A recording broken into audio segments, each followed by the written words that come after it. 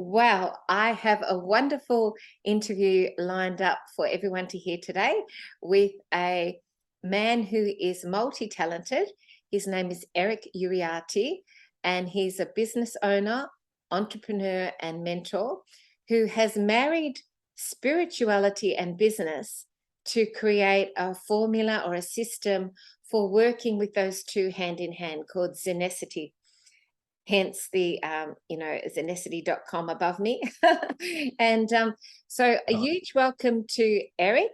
Eric is from the US near Texas, or is it in Texas there, Eric? actually in Dallas, Texas. Dallas, Texas. Okay, beautiful. And you have a lot to share with us today, which is very unique. I haven't seen many models where people actually work with spirituality and business hand in hand. And you have a fantastic system. I've been working with Eric now for many weeks and even months, a few months. And Eric has been walking me through his system program. He's the author of a book which describes everything that we've been working on. And I really love Eric's work because normally when I do business work, it doesn't really resonate, and it comes across as very sort of cold, and I can't relate to it. But with the way that you work with spirituality and business, it really brings it alive, and it brings in that beautiful connection to source. It brings in the heart-based spiritual component that I think is absolutely essential to work with, when you're doing business, and you mentor people to be able to bring these two together and get great results with their businesses. So welcome, Eric. I'd love to hear a little bit about your background, what brought you to this, and welcome. Thank you. Thanks for that great introduction. I'm super thankful for your platform, for all the work that you do. I'm super grateful that you and I have had the chance to work together, and thanks for the kind words about the approach maybe that I represent. My first responsibility in terms of career is my main company, G1. We do graphics for large format printing, things like that. But I do come from the creative space. My training is originally in product design from Art Center in California. And I'm really big in systems. So within a business, there's all sorts of hats you have to wear: operations, administration, financial, 5 pillars to be exact. And so I kind of gravitate, obviously being a creative and being product design / engineering. I was driven to look at the systems within a business, and that's only one way to successfully run a business. But it's just my innate natural way. Being a creative, I needed to express, even though we're ultimately working for clients who are the decision makers in our projects, and I work largely within corporations. So we have to always make sure we take into account all of the must-haves from the client, and then document those successes, those requirements, so that we hit success to the client. And but there is still a creative element to it. And I think business in general is a way to express oneself. So from my particular perspective, there are probably more businesses out there than we really need, which are just for the sake of making money. It's just large corporations just driving sales and driving big advertisement campaigns out there to achieve those goals. And that's great. That's good. But I think that there's a fair amount of people who are of the creative mindset, and those people, where this kind of bridges into the heart space, is those people are driven by their creative and the need to express themselves, and that comes from the heart. I mean, creativity is something that really demonstrates one's ability to make something new and express something that potentially hasn't been expressed yet in this universe. And so that's where the heart space and the 5D kind of come in for me. And I found that my path has been challenging, because there's plenty of folks who probably within the first 5 years I've been at it for, my company G1 has been for this year 23. And I've had ups and downs and ups and downs, and we've had some glory years, and now we're in a little bit of a rebuild mode. but it's looking good. So it's nice. But I've seen, folks who just get in and after 5 years, they're just like killing it. And that's great for them, but they're just focused on the dollars. And I'm like, well, what about customer turnover? What about, what about customer satisfaction and these things? And it does not resonate with them at all. So for me particularly, I want to ensure that we're always hitting a home run with the client, and I'm also expressing myself throughout the business. And so that's a little bit of a harder challenge, because we're not just chasing dollars, we're actually trying to mix in personal fulfillment and self-expression.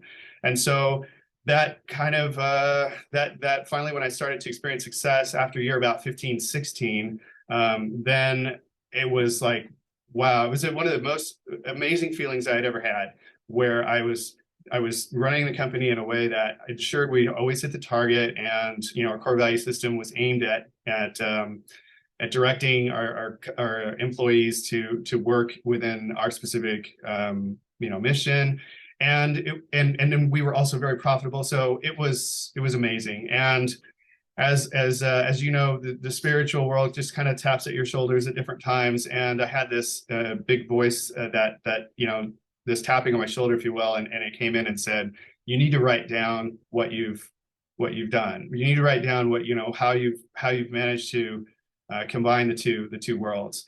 And I didn't need another to-do list on my plate. I mean, my goal is still, my primary focus is still my main company, but I was called to do this, and it was very clear to me. And it took me 2.5 years to put together this business guide, and about 6 months of editing after that. So we launched it in 2020, and it's been great, because I honestly I haven't been marketing in a whole bunch because it's a secondary focus. But I've had plenty of book sales and plenty of talks on it, and it's just been one of those kind of, okay, follow the breadcrumbs that the universe puts down for you, and get to enjoy see how life opens up those doors as you move along. So it's also been super fulfilling for me to go to, whether it's musicians or folks who run catering businesses, or usually what we call service-based businesses as opposed to commodity-based.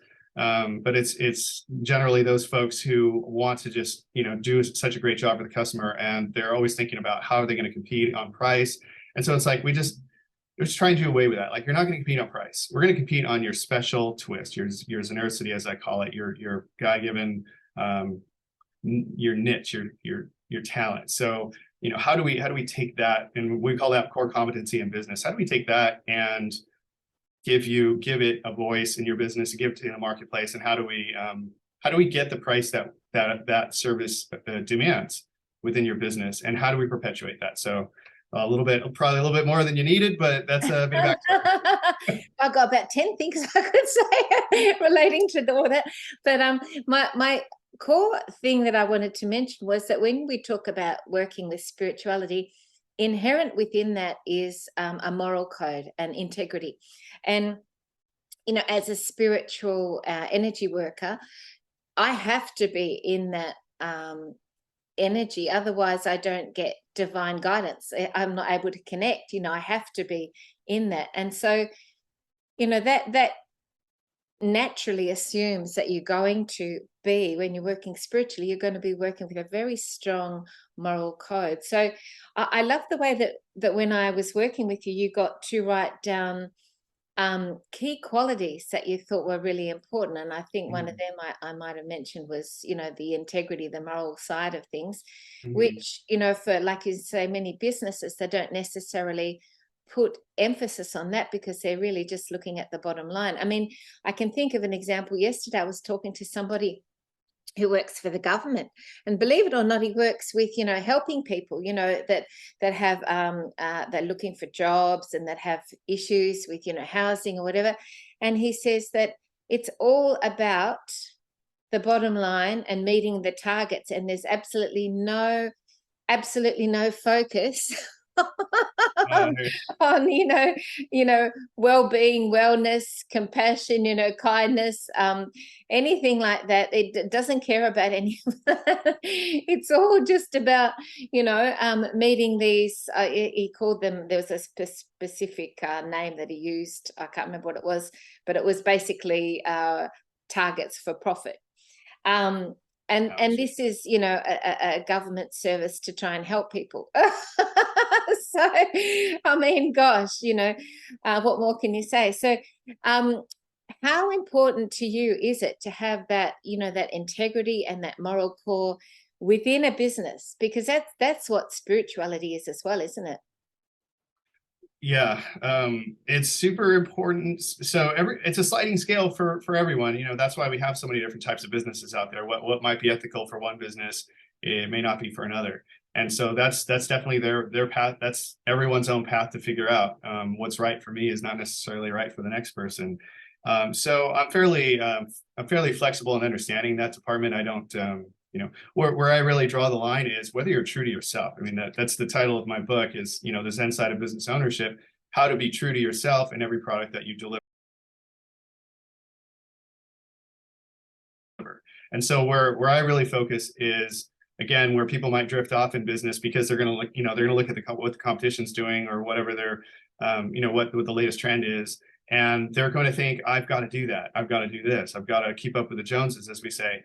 And if that's not, if you don't have that same strength, or whatever it is, the same relationships or the same methods, then maybe that's not the right direction you should take in marketing or in price points or in, you know, whatever it is. So I definitely, I mean, at my core, at least how I run G1, is we're very boutique.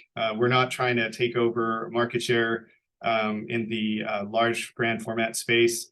That are really just chasing up. They're just, you know, you can get a canvas print for, or a car print for a deal. What we do is we focus heavily with folks that demand a little bit more. And that's sort of my life mission, is to bring back the idea that you should, I'm be careful how I say this, so come across the right way, but basically you should demand more, as we as individuals deserve to experience products that don't exist, and are that can only be done with specialists, people who have refined their craft to such a level that that it's, you know, they're just magicians and they're creating these, whatever it is, these products, these foods, and so where we as where they get caught into the throes of growth, stifling growth, is that, you know, the customer yield or the market yield. Will a customer actually pay that for it? Will a customer actually do this? And so my what I try and teach people is, you're going to have to charge a lot more for what you do, but you're going to have to deliver 4 times the, you know, the whatever you're delivering, the inequality or in, you know, some sort of expression, and become that specialist. And so that's a little bit, hopefully that kind of clarifies if you're, where that ethics lies for you. If you really are trying to be the best at your craft, but you're underselling yourself, then you're not being true to yourself. If you're delivering a subpar product for a subpar price and that's fulfilling for you, then you're being true to yourself. I can't fault anybody for not achieving, you know, the next whatever, being as innovative as you know, as potentially somebody else might be. But it's really just being true to yourself. And so ethics is not having ethics is falling out of that. And of course, the 4 qualities that I've determined to be the earmarks for a Zen business ownership experience is a company that embodies you, embodies the creator. 1 and 2 is profitable. 3 creates a following of supporters, and 4 serves a community. So, and 3, when I say following of supporters, I don't necessarily mean lots of following on Instagram or social medias, but I'm referring to Customers. your employees and your customers all on your mission and moving it forward, helping you grow.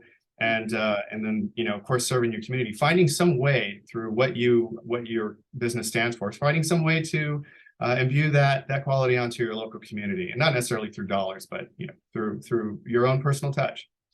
So your approach, would you say it was quite cutting edge considering what's around at the moment? Because it does seem to be really standing out compared to a lot of all the other business models that are out there. How different do you think is yours? So just, I mean, it's, have this conversation with my better half all the time. I mean, we chose the harder path. It is, you know, I probably could have just did a whole cookie cutter system, use clip art, and, you know, do there's so many ways to sort of cut corners in our industry. And 90% of our industry is just simply that, just trying to really maximize profits. And there's nothing wrong with maximizing profits, but I've done it very differently. And I have absolutely been going through the challenges of like, wow, I mean, when I talk to other companies that do what we do, they're like, wow, you do this service and that service. I'm like, yes, I do all of these steps, where a company might go from a 2D render to the finished product. We do various stages of ensuring the product's going to look as advertised for like a car graphic or something like that. And again, within the corporate world, we do all sorts of themed park attractions, things like that. But you, in our industry, or at least my sales pitch is, we can't have something that you agree on in email form and then have the finished product look different. So I have probably about 20 more steps in between those things that other companies don't, because it takes more time to do. And it's, of course, that is of more value to the corporate world, because we have managers that they need to keep their jobs. They need to look like arrow for their managers. And so I'm simply helping them make sure that, within the corporate world, we don't accidentally misrepresent the client or the brand. So we have to make sure that all the logos will fall in this particular area. There won't be any spill up, and review it from 3D form, get approvals. And so when I share that with other people in the industry, they're like, my gosh, you are overcomplicating this. And it's like, well, we have to do that in order to ensure we actually get to the finish line and have 100% satisfaction. And for me, I can't, our POs we need to keep those clients. So it is a little bit of that, that Robert Frost, the road less traveled. And I wouldn't trade any of it for the world. That is my personality. That's what fulfills me, is doing the impossible for a client. And I just had to learn how to apply the business world strategies to our particular creative business, so that we could stand in front of any particular client and say, this is why you're going to pay potentially 20% more, 50% more, whatever the going price is for something, because we're going to do all these extra steps. So it is more work, but as soon as you're light worker, what's the first thing that you have to do, right? You have to go and do all your work. You have to do all your shadow work. And so ask any light worker, like, well, is it worth it? And you're like, well, yeah, it's worth it. I have to reconcile things in my life. I have to do all these steps because now I'm awake and I'm conscious, and I need to be the best version of myself that I can be. So you got to do the work. Yeah. And anyone who's not willing to do it, well, that's on them. That's totally fine if they don't want to. But you understand, I'm sure the light work community understands that point, because that's essentially what I'm doing, or what I had to do for my business was, okay, I'm going to have to put in a lot of time and energy to really document my processes and work on where I'm going to fine tune them. And then I'm going to have to put those together for our staff so that they do everything in exactly the same way. And it's a lot of work. But when I can spend some time with business owners who are starting to show some promise with their, they've got a craft and they're like, I can do this for a living. And then they just want some tips, like, well, what can I do? How do I do this? And be able to walk them through, like, well, there's a name for what you're trying to figure out. Here's what it's called, and here's how you do it, and here's how you're going to charge for it. So it's super fulfilling. Wouldn't trade it for the world, but it is the road less traveled. And my dream for this world is to be able to create, or at least be some kind of a moving force, somebody waving the flag for a movement of businesses that are more boutique in nature, so that people can get out there and express themselves and still have the big the big stores. Of course, there's some merit in that, but I really think that what we're missing in the marketplace right now is just good old-fashioned uniqueness. Yes, like to bring that back. And just quality of product, and the finer details, and really, like you say, offering the full package. Because when we think back like 20 years, you'd buy a washing machine, or 30 years, 20 years, or whenever they came out, they would work really well and they'd last a long time. And now they're built to last like 1 or 2 years or something, and then something goes wrong and you have to buy another. And they're set up like that so that you're a continual consumer.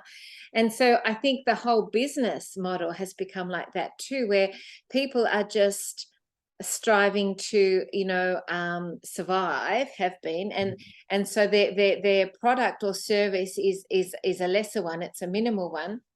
Because Hmm. they're just trying to keep on top of things, and trying to bring that continuing income in, and then promoting or whatever.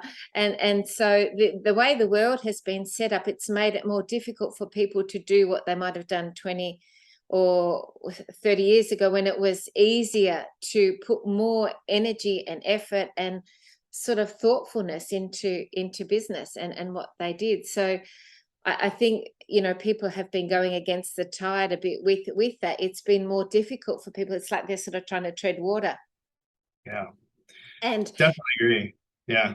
Go ahead, yeah, sorry. so how much do you think, because, basically we are seeing the system, um, collapse, Change. really, isn't it, around us? So to be able to continue to maintain that in the midst of, the whole changing over of our whole systems and our culture and everything, that would be a challenge at the minute, would it? Well, I think that so I came from a densely populated city. I live out in the rural areas now, and I see the difference in how business is done in where I'm at now, and it's actually been really, it's been a very nice thing to experience, because we're kind of going where I live now. It's like back to word of mouth, and somebody who knows somebody, and there's already an innate drive within the smaller communities to support each other. So it's not dead. It's not completely dead. This idea of boutique specialist type work, or at least being, whereas in the big city, it's just whatever's on Yelp, these social platforms, and you've got mobs of people going because they have so many stars. And there's a time in a I don't know, Yelp. Is that an American thing?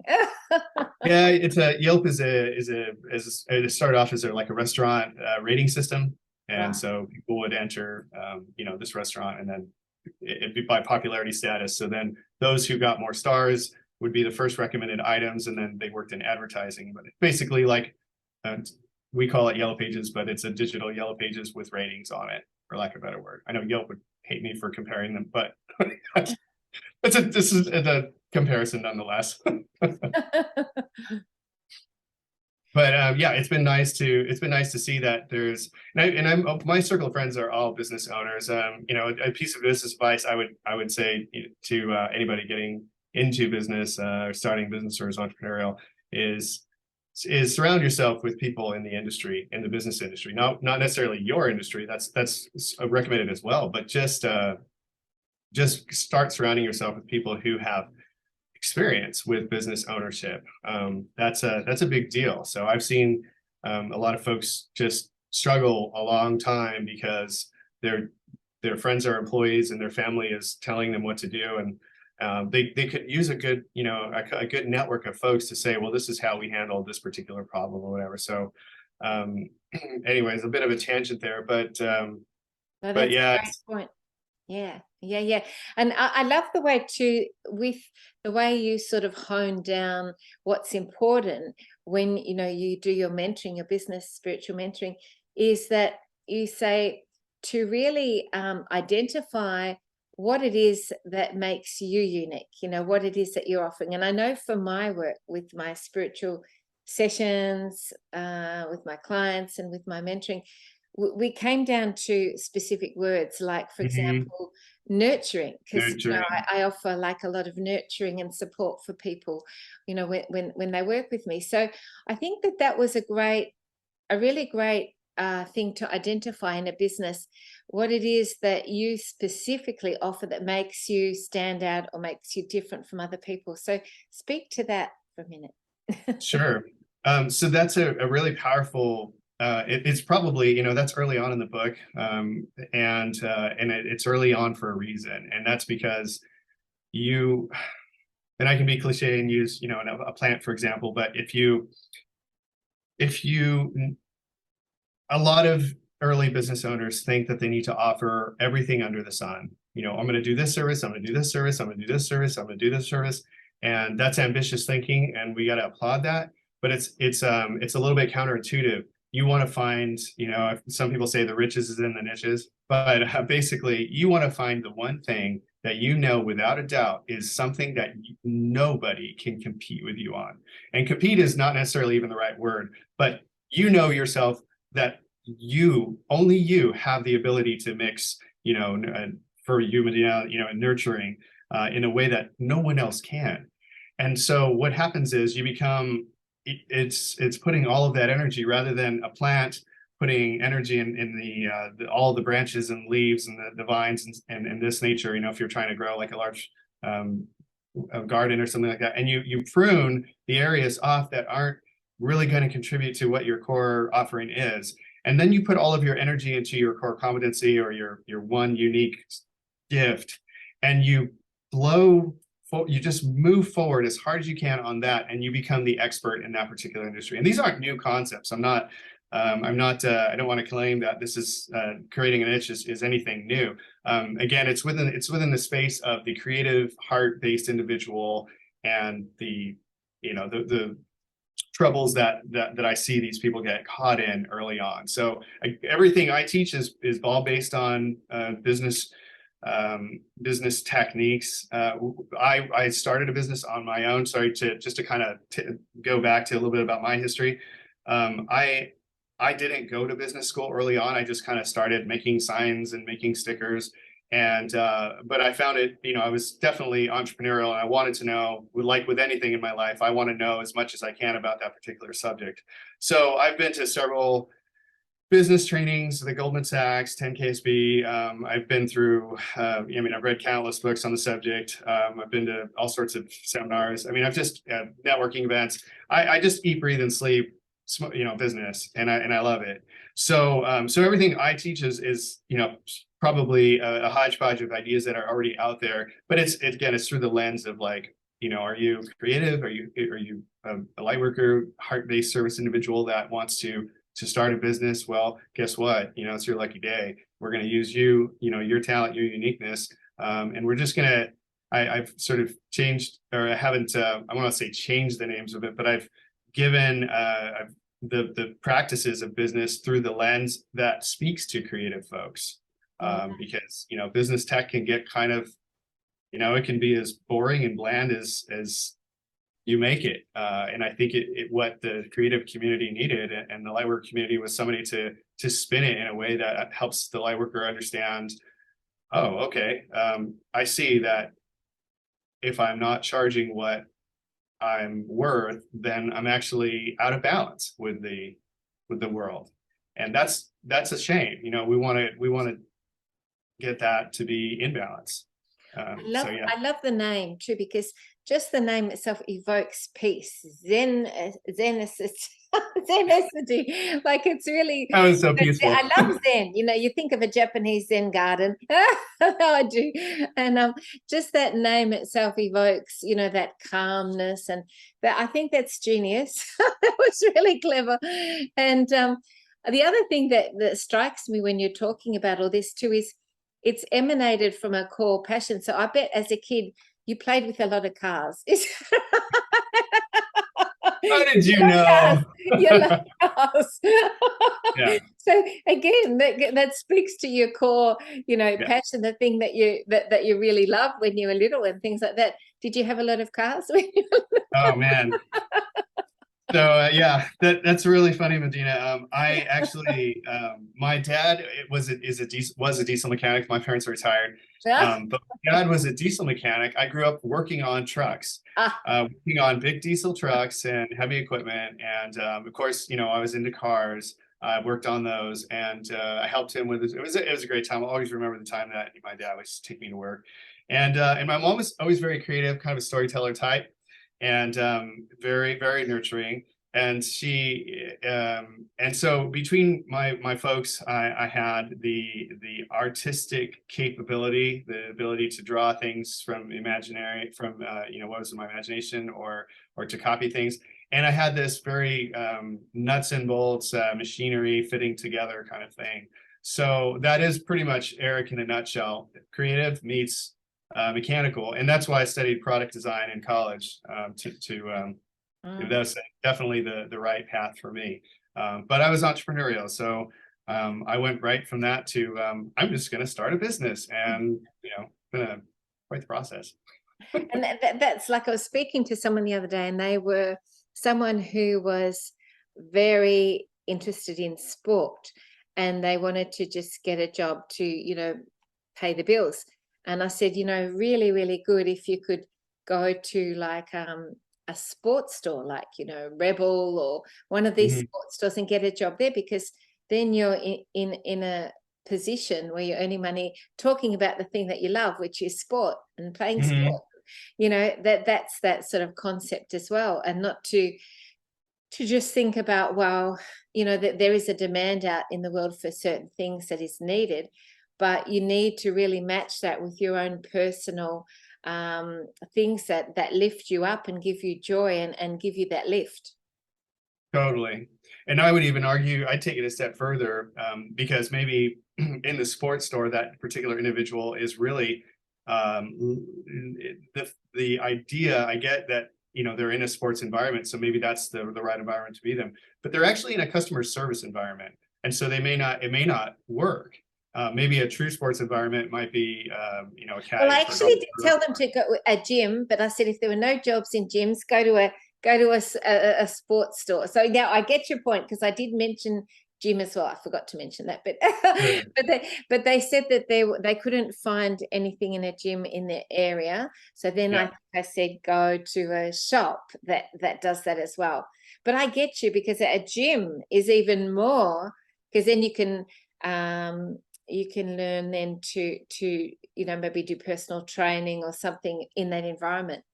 Yeah, exactly. You just don't know what that's the tough thing for, I think, any individual, is like, what's the environment that's going to foster that core competency? What is it really that's going to do it? So I could be spending all of my time in furthering business seminars, things like that. I've sort of, right now I'm in full steam just trying to grow. And so aside from networking groups, things like that, I really just focus on my own business.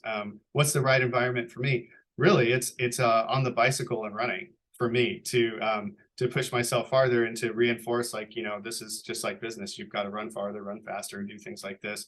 So it's like, what's the right activity, or what's the right environment that's going to foster the thing that's driving your craft forward? It's just, and it changes, but it's a really good question to ask. And again, it goes right back to chapter 1, chapter 2, defining your Zenersity, and knowing, I think I asked 6 questions, or have you put a bunch of qualities down based on 6 categories.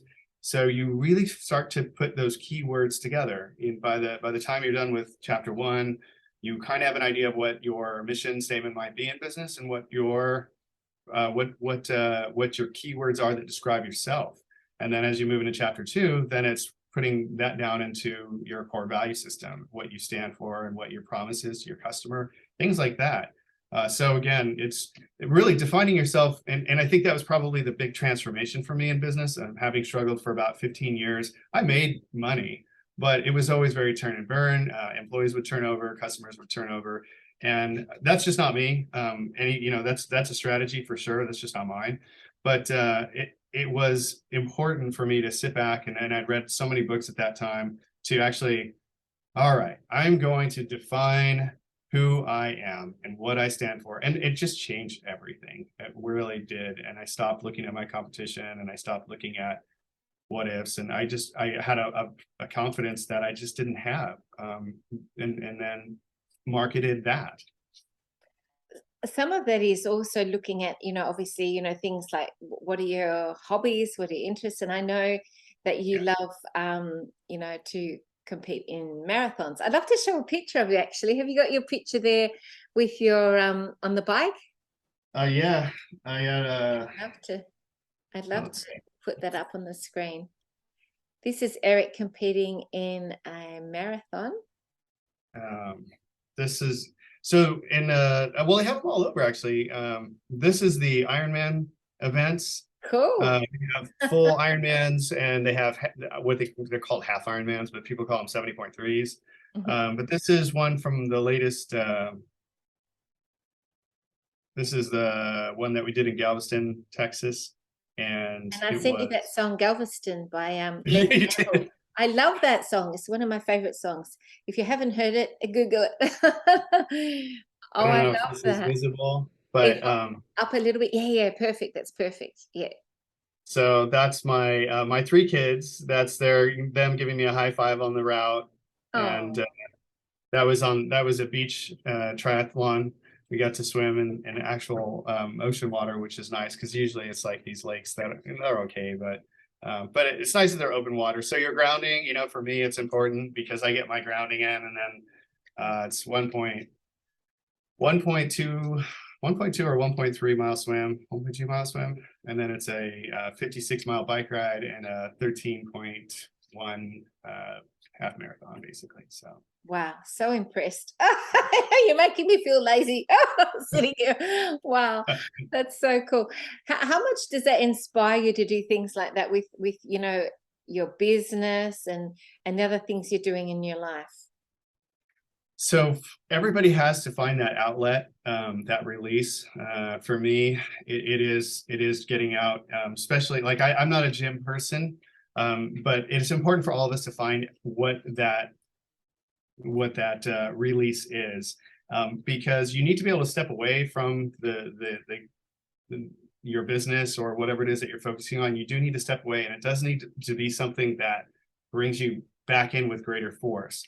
Because obviously, you know, throwing back a few beers or something like that would be a restful occasion, but it doesn't necessarily always bring you back in to a state of higher capability. But exercising for me, and there's time and place for that, of course. But exercising for me is the way that I think that's the way spirit really comes through, and I don't think that's unusual for I think a lot of people talk about like runner's high and clearing their heads, and I really honestly think that when you're doing an endurance sport like that and you run for a couple hours or something, you can be receptive to new positive messages.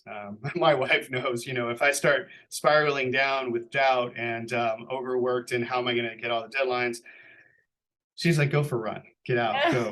She pushes you out of the house. Wait a minute, I never thought it. No. Yeah. So it is important, and it could be it could be draw. You know, lots of people love painting. So Yeah, if you're, me, you know, I love it. I think Actually, I just that's got a commission. I'm very excited. A soul painting. So yeah, congratulations. That thank is fantastic. thank you. Painting is a huge one. Some people, you know, it might be crossword puzzle, might be, you know, whatever, but you should definitely make time to find the thing that recharges you, lets you step away in a productive way and hit it and come back and hit you know, your focus with much more capability. Yeah, yeah, exactly. So, what would you say to someone who is um, struggling with their business, or they're potentially trying to start a business in the midst of the energies at the moment? I mean, we can see that there's a lot of businesses that are being challenged with everything that's happening and what's happening with the banks, and then we see the big corporations are even letting off a lot of staff and Mhm. struggling, which is good to see the big corporations going down personally, but anyway. Yeah. Um, what would you say to people that are in that position at the moment? Because there's a lot of new energy coming in as we're going into, the new golden age, the fifth dimension, and things will change, and there'll be other opportunities and other businesses maybe that we don't even know what they are yet, because it's a whole new energy. So what would you say to those people? Well, don't be afraid to, you know, to make the leap. I think, but likewise, you know, I think my experience was when I first started out, it took me about 6 years before I could really call it an income. You know, it was definitely just kind of a side business, I didn't have. I also didn't attack it with a whole lot of vigor. I was young, you know. I started my business when I was 25, and I could kind of I had a little bit of a take it or leave it attitude. So I was young, but it took about 6 years, and then at that point, it was like, wow, I guess, you know, I made the decision, like, I guess this is it. Like, I'm going to take this business and just go with it. And then then became the challenges of growth. So it's really hard for me to just tell somebody, hey, leave it all and go start a business, because I know for me, it took quite a few years to actually be able to have it support me. But I guess it depends on where that person is mentally and where they are in their career. because I know people in their 50s who left corporate, started their own business, but at that point they had so many good relationships. They were mature enough, they made good decisions, and so it really is just based on your comfort level. But if you're concerned, or if somebody is questioning like whether or not there is a future for that person in business, the answer is absolutely. But it is like anything else. You do need to put in your time, and you need to learn, you need to learn the talk. There's very few, I think we all have this idea like, so-and-so started a business 3 years later, they're a millionaire. Those are kind of success. Those are success stories for sure, but I don't see, in my experience, there's, if not hardly anybody has ever been like that. Those are just stories I think they throw around to inspire people. Yes, they exist. But for anybody that I've met, and I've been through, I've met thousands of business owners, and it's like, I guess it would be like parents. If you talk to parents and you're like, well, this family had a child that never cried, never got hurt, never talked back to their parents. You're like, okay, so yes, I'm glad that somebody had it easy, but the rest of the world would be like, yeah, that's not how it works. They got lucky. So business success, in my experience, after been, in business for 23 years and having networked with, people here and outside the US, and it's very much it's a labor of love. But with good strategy comes success. I've seen both sides. I've seen young folks hit it hard and succeed, and I've seen older folks in their career path hit it. But it does come from you got to crack a few eggs to make that omelet. You got to put in some of the work, and you've got to take it next level. And that's probably the only fear I have, is that when people don't want to put in the work, it's like, sorry, you're not getting a job here. You're creating something, and because you're creating it, you've got to put a lot of time and energy. And that's probably why a lot of coaches tell you to pick something you're passionate about, because you might stick with it a little bit longer, or find ways to grow it if you're passionate about it.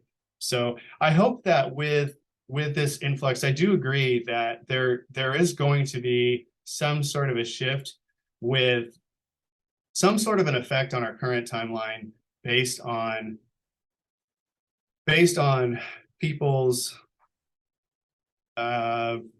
being fed up, or being at their limits with their current condition, whatever that is. I think that, and I'm not just, this isn't just my own picking up. No, you hear it reflected out there you hear it the reflected out there, and I've had people who aren't in, walking in the space of the woo-woo and the Lightworkers and all the stuff that we talk about, who are even expressing that too. I've had people compliment me and like, wow, I think you're going to do really well with it, but because people are, I'm like, wow, that's cool to hear. That's a great validation. I hope that's the case. And I hope that, that's why I want to take time to speak to people like you, is because I feel like if I can put the time in, I need to put that message out there, because this is a chance where people might be receptive to the idea that I want to start a business, but I certainly don't want to start a business like the one I just left, with, I hate it. I can't, the thought that, your employees are doing everything possible behind your back to not make money for your business, or talking bad about you. That's just, why would you create a business like that? And why wouldn't you create a business that has some very strong mission, bring in the people that support that mission and push you forward, and bring in customers that want to pay for that mission? That's really what, so there's a little bit of dreamer in that, but it's I have proof of concept, so it's not total dream. It's not total just by dream. Well, Eric, I guess just to finish off, I want to tell people how they can connect with you. So firstly, you've got your book there, which is a wonderful guideline for people to be able to work with. There it is, the Zen side of business ownership. And I'll put a link below as well for people if they want to order that book. And then you've got your business mentoring that you also offer. Mm-hmm. Is there anything else that you'd like to share with people at the moment? Oh, of course, your website for your business as well. So tell us what you'd like to share with people. Well, definitely, I'm still a little bit old school right now. I don't run like a full-time YouTube channel, or I'm not on social media, just because, again, my first calling is I've got to grow G1. I've got to get it back to where it needs to be. So that is primary focus number one. But I respond well with email. The website has a contact form, Zenersity.com has a website, and I'm sorry, has a contact form. And that's a great way to get a hold of me and say, hey, I'm interested. I did have like a full stack scheduling plugin on that site, but I don't think it's working. So I will get that reconciled in the future. But I would just, for the record here on this video, email me. That is through the website, and we'll try and figure out a mentor schedule. That is my give back. I will try and make the time. It's important to me that's just how I want to roll right now. I want to be able to work one-on-one with people. I don't, depending on the scope of work, but it's not really something that I'm charging for at present. Of course, I have a limited bandwidth, but it's really, I just want to help people. In my business, core value number 4, quality number 4 within the Zen business ownership experiences. How are you serving your community? And so rather than giving away free banners and things that would probably make sense for G1, my way of giving back is to make time for people who are genuinely interested in asking a question like, hey, this is where I'm at, this is what I've done, this is where I am in my business. Do you have any recommendations on how I can incorporate? It would be nice to ask if those folks would take the time and read the lessons from the book. That would be super awesome, so that when we actually meet, we're able to speak the same language and say, well, what's your Zen offering? What's your Zen phenomenon? What are you doing there? What's your Zen tat? So these are exercises from the book, and that would be really my ideal mentorship environment. But I'm here just to help for as long as I can. The other thing that I'd love to say to people too is, we could also, Eric and I've talked about offering a workshop for people to be able to go in on a basic level on working out more information about what they can do for their own businesses in terms of, their spiritual approach and their way of being able to build their businesses, but in alignment with who they are. So if that speaks to people, please just register at bookings@medina.com, register your name, and we will send you a link. And we're talking about, dates that we could potentially run this workshop as well. So that could be a really good way to just get an entree into Eric and how he works and, what he offers, and you'll be able to get some great information and takeaways from that workshop that will help you as well with what you're doing. So that's exciting. Yeah, that's fantastic, Medina. I love working with you, and it's when you have that co-creative dynamic, it really, you just don't know. It presents an opportunity for really great material to come into being. So I think that definitely would be awesome to be able to put. I have an outline that I've sent to you, but I'd imagine we need to tailor it based on what people's feedback and what particular interests there are. And it might need to just be a very short version of everything, but certainly, I mean, that might be a way to get out to more folks and help more folks faster. And if that's something that you want to facilitate, I would love to help out however I can. Fantastic.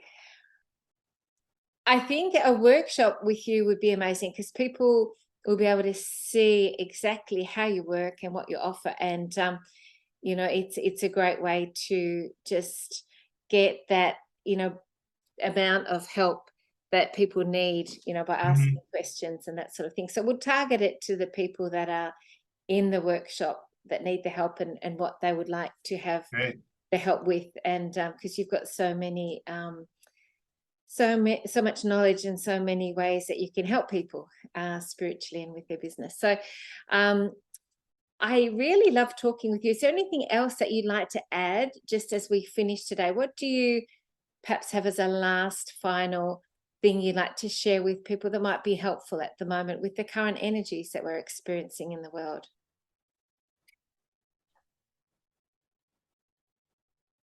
I really think that that there's people are experiencing, a lot of the pressure that we're experiencing right now as consumers and as families, just, people existing on this planet, is the result of a lot of years of bad business. Like, it's this whole cycle, and people's expectations is just gone down, what they demand. And we've had, the US notoriously, we moved manufacturing out of the States, and because, price and what the cost of doing business And here. they do that in Australia too, with cars and all that sort of thing. Yeah. Right. So that all of those decisions made back in the 80s, and we're experiencing the pressures of that continued trend. And I think my ultimate advice is, be an educated consumer would be the bubble that that would encapsulate what I'm about to say here. But basically, like, it's probably time to start really being okay with the idea as consumers to want more, and to put out into the universe, there is a better way to do business. And we want to see as many different flavors of products out there that are made by individuals, that are made by people. And we as consumers need to support that. And it will probably cost more, but we need to, and who knows, maybe in some cases it might be less expensive, but we need to be okay with the idea of, what, maybe it is time to start demanding more, or it's not even the right way to say it, but maybe it's time to really bring about the timeline where people are genuinely interested in supporting small business. You know what it reminds me of, Eric? It's like, finer craftsmanship that people used to offer in the past, where people spend a lot more time and energy and effort to do things so that they're really, really beautiful, really, really well done.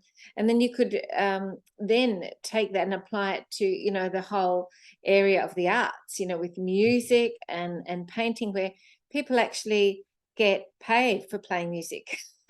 What a concept. Oh, it hurts me. Yes. I know. And all this, in the Renaissance, they had these wonderful patrons. Yeah. That would support their creativity and allow them to just focus on creating, that sort of thing. I think that's all been lost in the midst of this mass consumerism. And when you say, people wanting more, I know you mean not more consumerism, but more quality, better Correct. quality products, that have had love and have had emotion and feeling put into them, rather than just made to sell to get the money, So, there's so much involved in this. I mean, that this discussion could continue for hours, because there's so many ways you can explore it. But I think you've brought up some really powerful points about, what we need to think about when it comes to business, and how we need to move forward in a way that is in alignment with the evolution of humanity, the progression, rather than this energy that has been so toxic to Mother Earth and the planet, of just materialism and money making and greed and all that sort of thing. So yeah, it's a really important discussion, I feel. Thank you, Eric. Thank you. And thanks for that recap, because I think you explained it a little bit more eloquently. I have a tendency to get caught up in my thoughts, but that's exactly what I was trying to say in so many different ways, is that I couldn't agree more. And that would be my, my big, let's do this, let's really create this. Let's start working towards this. Absolutely. And thank you for leading the way, creating this template for people to move forward with honor and with integrity and with a connection to source. So thank you. You're welcome, Medina. Thank you so much. Lovely to chat with you. And if anyone would like to contact Eric, all the details are below. Thank you. Bye. All right. Thanks. Bye.